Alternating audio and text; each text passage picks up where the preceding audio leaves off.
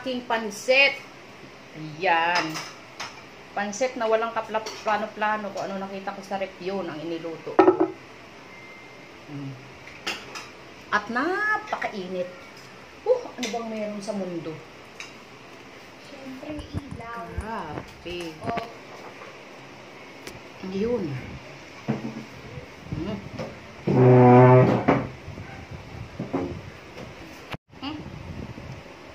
Ang aking walang kaplano-planong pansit ay kung ano lang yung natira sa rep, yun lang yung gulay-gulay na yun na pinaghalo-halo ko. Pansit ko eh.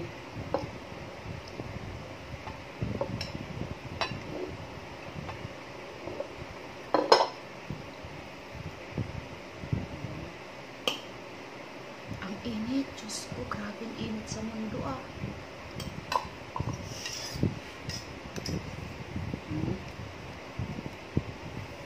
Hindi ba dry?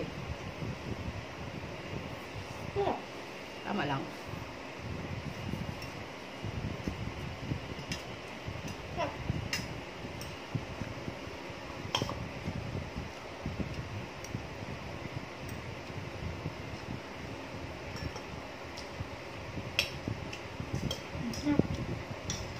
Ano ba yan? Hindi ako naisipin. Kaya mo na? Sabi ko naman next cut-off na lang ako magbigay. 405 lang naman yun. Kaano na lang namin yung mga gamit niya. Dispatch siya. Nasaan na ba siya ngayon? Ilo-ilo. Wala na yun. Huwag yun ang asahan.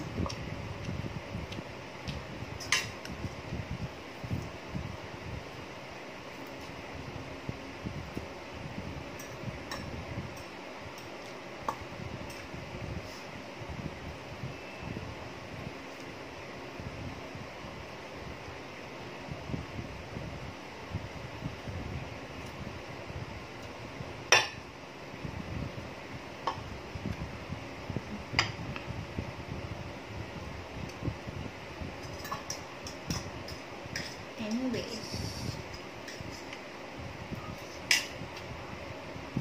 Kailangan umuwi pa siya rito. At balikan pa niya yung mga gamit niya.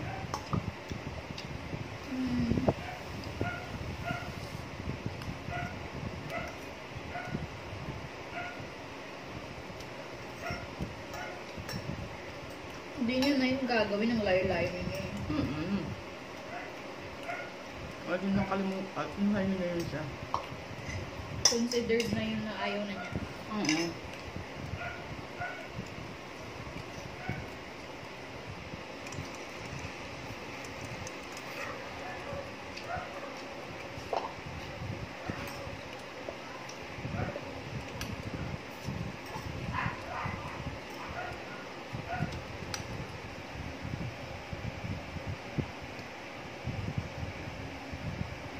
Sarap lang ang pansit pag mainit.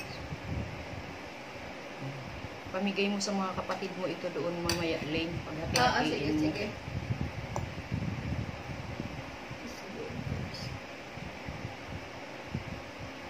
Pero ang problema niya dyan kapag nireport siya sa NBI, around Makati, kahit saan dyan, hindi na siya makakakuha ng NBI clearance niya kasi may record siya. Pag nireport yung district niya sa NBI, pag kumuha siya, di ba everyday ka nagre-renew ng ano mo, kapag nag-apply ka ng trabaho, makikita yun, ay hindi ka makakuha ng ano kasi meron kang paso. Yun ba gustong gawin ng mga kasamahan mo? Pwede yun mangyari sa kanya. Kaya lang, ayaw naman na namin ipaabot sa ganun. Kasi accountant siya yun. Ako? Accountant siya. Ayaw ngayon. Delikado siya dyan.